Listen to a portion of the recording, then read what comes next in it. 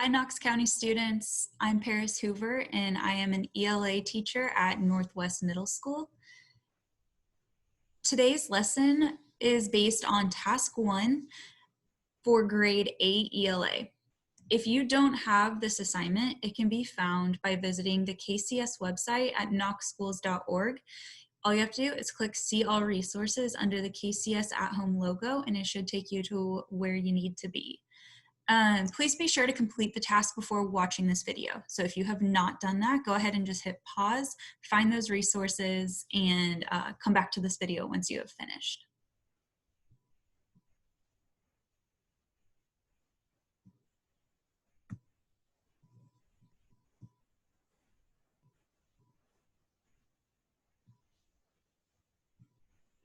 Okay, so like I said, to find these resources, if you haven't already, go to knoxschools.org and click where it says See All Resources under KCS at Home. And it should look like this in the bottom right corner of the screen here.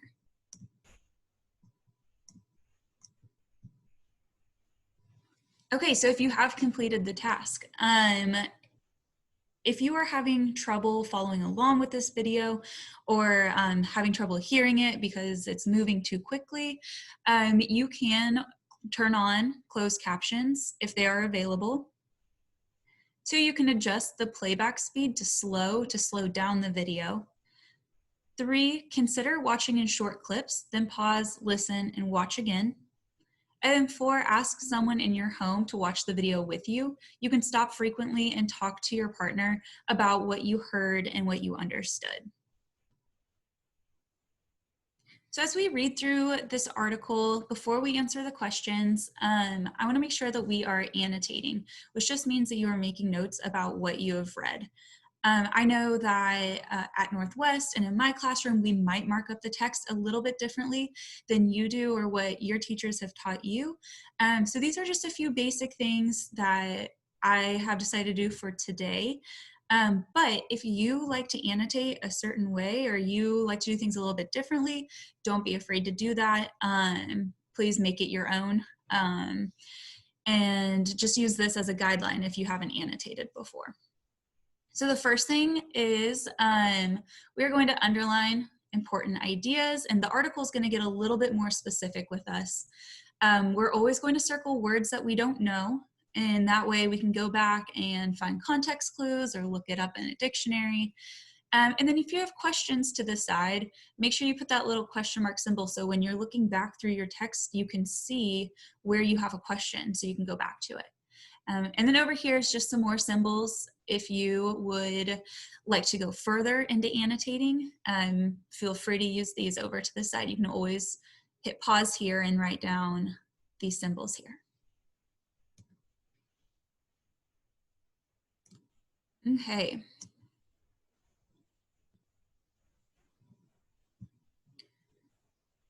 So before we get started, just to recap, we are going to be reading through an article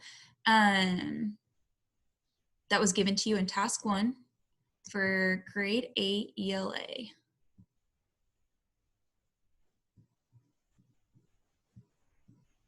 Okay.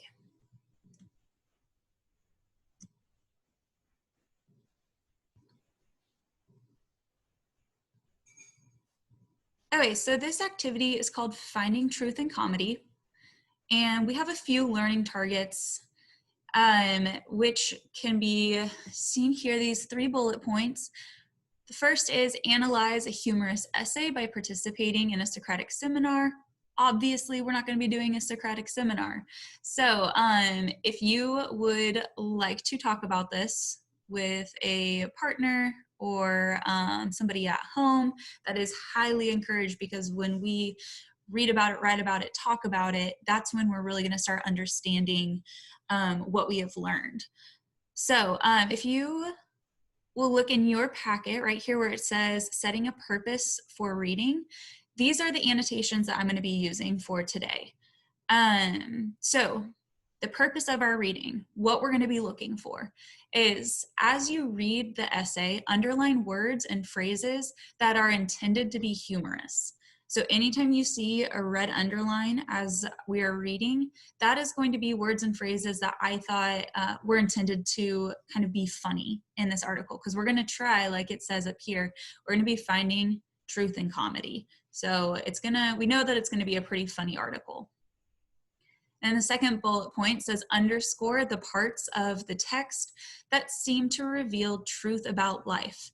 I am just going to highlight it instead of underscore because I don't have the option over here on my tools to underscore. So look for highlights there. And then the third bullet point is circle unknown words and phrases. Try to determine the meaning of those words by using context clues, word parts, or a dictionary. So we will be doing that as we go through.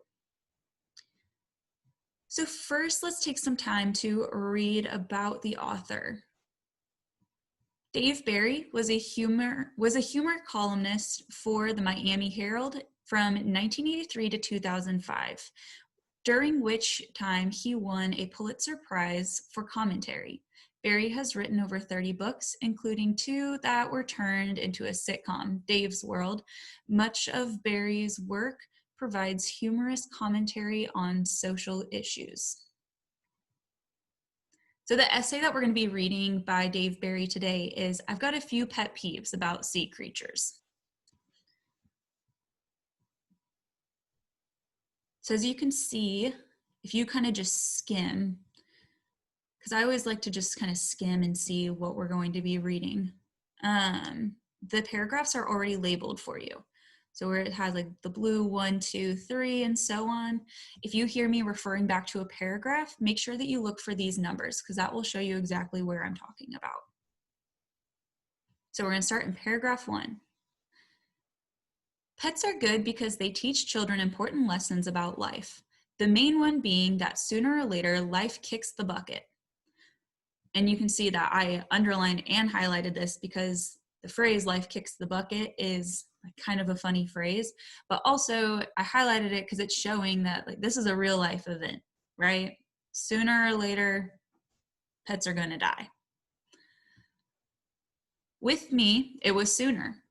When I was a boy, my dad, who worked in New York City, would periodically bring home a turtle in a little plastic tank that had a little plastic island with a little plastic palm tree, as is so often found in natural turtle habitats. I was excited about having a pet and I'd give the turtle a fun pet name, like Scooter. But my excitement was not shared by Scooter, who, despite residing in a tropical paradise, never did anything except mope around. Actually, he didn't even mope around. He moped in one place, without moving or even blinking, for days on end, displaying the same vital signs as an ashtray. Eventually, I would realize it wasn't easy to tell that Scooter had passed on to that big pond in the sky, and I'd bury him in the garden where he'd decompose and become food for the zucchini, which in turn would be eaten by my dad, who would in turn go to New York City, where, compelled by powerful instincts that even he did not understand, would buy me another moping death turtle. And so the cycle of life would repeat. So here I underlined vital signs of an ashtray because I thought that that was a pretty funny simile that he had used to describe the fact that this turtle was dead. And then down here, just the cycle of life, highlighting that because as we know, life moves in cycles, right? It's always going, and that is just kind of teaching us something about the life cycle of a pet even. And then over here to the side, I just made a note because I thought that all of paragraph 3 was pretty humorous, but I didn't want to go through and like underline everything because that would kind of take away the point of underlining the short phrases and words, right? So let's start in paragraph 4. I say all this to explain why I recently bought a fish for my 4-year-old daughter, Sophie. My wife and I realized how badly she wanted an animal when she found a beetle on the patio and declared that it was a pet named Marvin. She put Marvin into a Tupperware container where, under Sophie's loving care and feeding, thrived for maybe 9 seconds before expiring like a little six-legged parking meter. Fortunately, we have a beetle-intensive patio. So unbeknownst to Sophie, we were able to replace Marvin with a parade of stand-ins of various sizes. Look, Marvin has grown bigger. Wow, today Marvin has grown smaller. But it gets to be tedious going out early every morning to wrangle patio beetles, so we have decided to go with fish. As we go through this article, you guys are going to notice that some of my circled words are in purple. And this is going to kind of be a nice thing for us because if it's highlighted in purple down at the bottom or off to the side, the creators of this activity have given us the definitions down at the bottom. So we don't even have to pull out a dictionary if we don't need to. So if you see a purple word, know that they're going to give you the definitions somewhere on the page. Okay, paragraph 5. I had fish of my own years ago, and it did not go well. They got some disease like Mongolian fin rot, which left them basically just little pooping torsos. But I figured that today, with all the technological advances we have, such as cellular phones and digital things, and carbohydrate-free toothpaste, modern fish would be more reliable. I circled Mongolian fin rot up here because I wasn't sure what that was. However, he goes on to describe it, and I'm sure it's not the dictionary definition, but he's basically saying that these fish, like, they would just like eat and poop and that's it. So they weren't really doing a whole lot. They are basically just like floating around, not kind of like zombies is what I assumed. Paragraph 6. So we got an aquarium and prepared it with a special water and a special gravel and special fake plants and a special scenic rock. So the fish would be intellectually stimulated and get into a decent college. Obviously that's funny because fish can't get into college. When everything was ready, I went to the aquarium store to buy fish.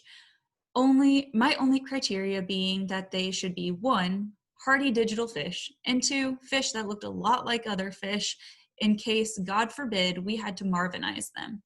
This is when I discovered how complex fish society is.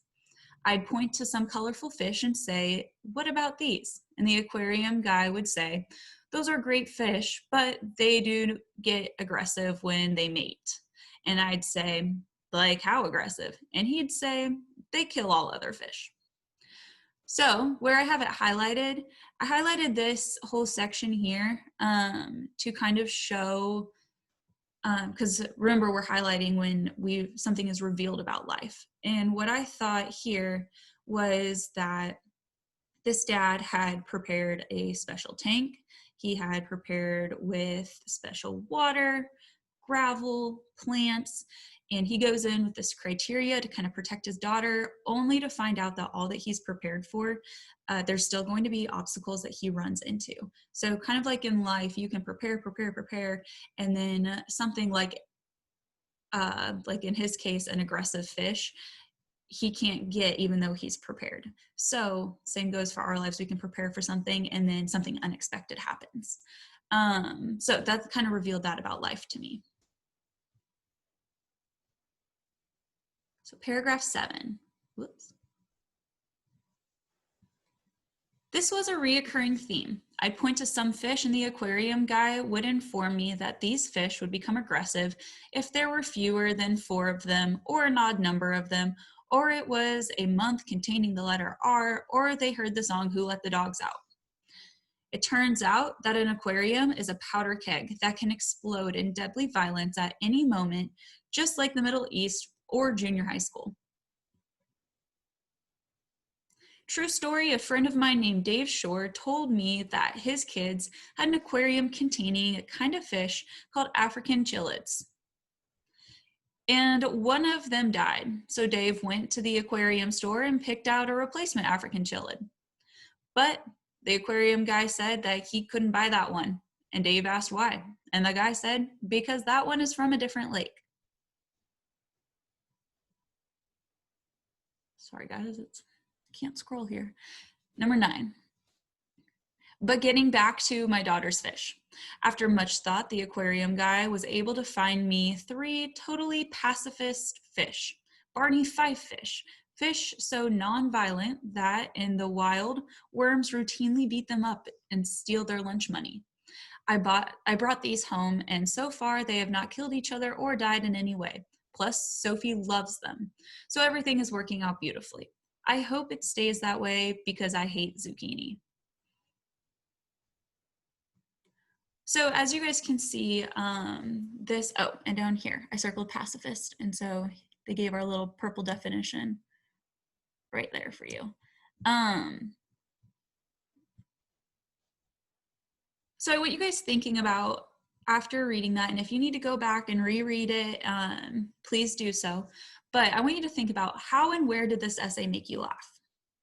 And then where did you find yourself agreeing with the author? Especially if you've had pets before, you have younger siblings who are maybe experiencing a fish dying for the first time. I want you guys to pause the video here, think about that, and then we'll get on with the questions. So returning to the text, make sure that as you are reading these questions and answering them, that you're going back to the text to find and pull that text evidence so you know how to answer these questions. So the first one, what was the effect of the repetition of a little plastic in paragraph 2? So it's all the way back up at the top here. You can see that where it has right here above the turtle. That had a little plastic island with a little plastic palm tree.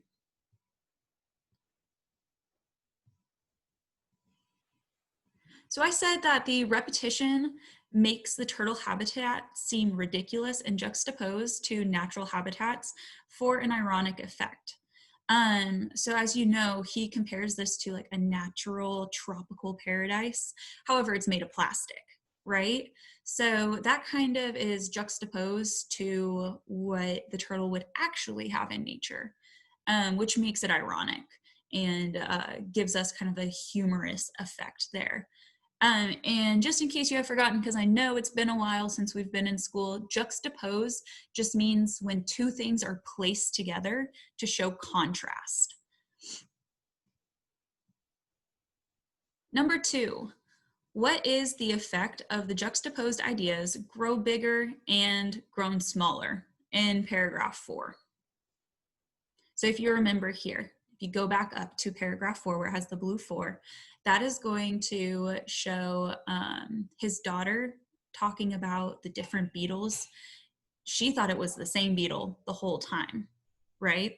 And so her parents, every time the beetle died, which was probably every day, they would go out and get a new beetle. And their daughter didn't realize, like, you can't really grown smaller, right? So she's noticing that some days the beetle's bigger, some days it's smaller, but she thinks it's the same one. So I answered this by saying, the juxtaposed ideas create a comedic effect of incongruity, showing in a funny way how often the beetle dies and also how the parents are trying to protect their child. Number 3, how does the author use stories from his boyhood to support his feelings about pets? So throughout the article, we are seeing Barry flash back to his past with the turtle and with his own fish.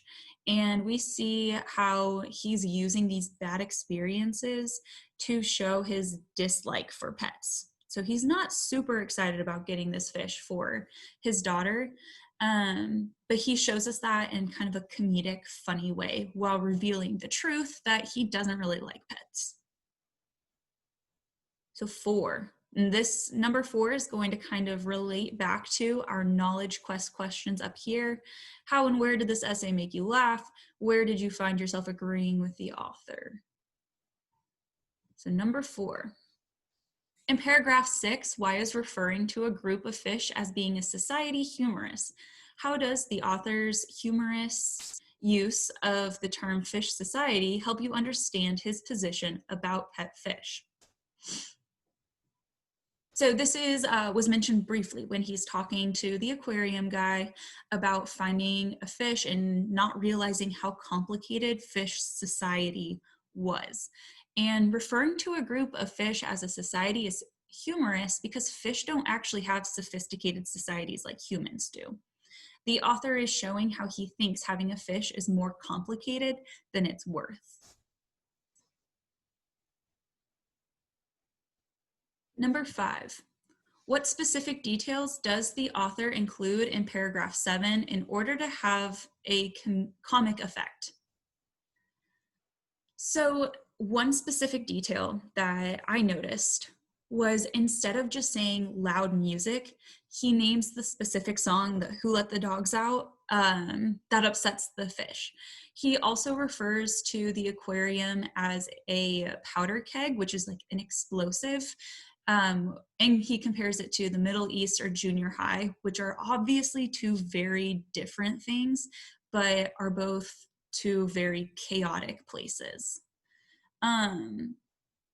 So him just giving those specific details instead of saying like, oh, like the fish don't like loud music, and also like the aquarium's kind of crazy, giving those specific details helps us have a more vivid picture. And it also like specifically naming Who Let the Dogs Out. It's an older song, and he uses it as kind of a joke. So it kind of gives that more comic effect. Number 6, read and respond to the following quote, then find a quote from the essay that shows how Barry slipped in the truth after making you laugh. So here, you guys might have a different quote than I do, and that is totally fine. So your answers might be a little different, so just take this as an example. So first, they give us a quote. And it says, the power of comedy is to make people laugh, and when they have their mouths open and least expect it, you slip in the truth. So my interpretation of that is it is easier for people to accept truth when it is given through humor. So it's easier to make people laugh and then be like, and like, this is what's true about the situation. It makes it easier for them to accept the truth. And then personal commentary. I appreciate Barry's play on mouths open and slipping in the truth. I think that that's a really good picture of like when somebody least expects it, you are letting them know what the truth is. And the quote that I chose from the text is, when everything was ready, I went to the aquarium store to buy fish, my only criteria being that they should be 1, hardy digital fish, and 2, fish that looked a lot like other fish. ... I didn't have enough room to complete the quote. But if you go back up to that paragraph to find where I had highlighted, you'll see that whole quote. My interpretation here is he is explaining how parents try to make things perfect for their kids. In this case, he knows the fish will probably die, and he's preparing for that in order to protect his daughter. So as parents, sometimes our parents and our guardians are going to try their hardest to prepare for us and make sure that we're protected. And then personal commentary. Barry did not want to relive his experiences as a parent.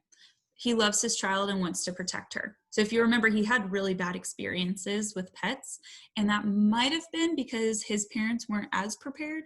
So he's thinking, if I prepare, maybe my daughter won't have to experience what I experienced. Okay, now we're getting down to the final 3. So number 7, how does the author use language to create a humorous tone? So if you go all the way back up to paragraph 3, I chose the simile that Barry uses to describe his dead turtle's vital signs to those of an ashtray. I chose that because, I mean, it's comparing a turtle to an ashtray, they're two very different things. And I thought that gave a really good humorous tone of him saying like, well, my turtle is very dead because it is acting like an ashtray. Like it's not moving. He's in the same spot. Doesn't have a heartbeat. all those things, I thought that it created a really humorous tone. Number 8, how does the author appeal to the audience's emotions, interests, values, and or beliefs? Barry seeks to engage the audience in identifying with a common experience of having a pet and pets dying. I don't know about you guys, but I have had quite a few pets die. I grew up on a farm and we had pets coming and going all the time. And at the beginning, my parents did try to tell us that they maybe just moved to a different farm. But as I grew older, I knew that they were dying. So it was definitely a common experience. And as Barry was talking through his article, I was reading it, I really connected to his comedy in a way of like I had that experience as well. And number 9, what is the universal truth of the text? How does the author develop the idea through humorous language? So my answer here is parents and guardians will go to great lengths to create good pet experiences for their children. His father was compelled by powerful instincts that even he did not understand to buy him another turtle. So basically what he is saying here, or what I am saying here, is that the universal truth or the theme of this text, so the main point, the moral of the story, is that him and other parents and guardians want to create a good experience with pets for their child. They don't want to buy a pet and just expect it to bring heartbreak. They want it to also bring joy. Like he said, his daughter loved the fish. So he's preparing, and parents and guardians prepare so that their child can have that good experience. And it looks like his dad tried to do the same thing by buying him another turtle, just wanting him to have that experience with a pet. So that is what we have for today, or for this task 1. Again, if you have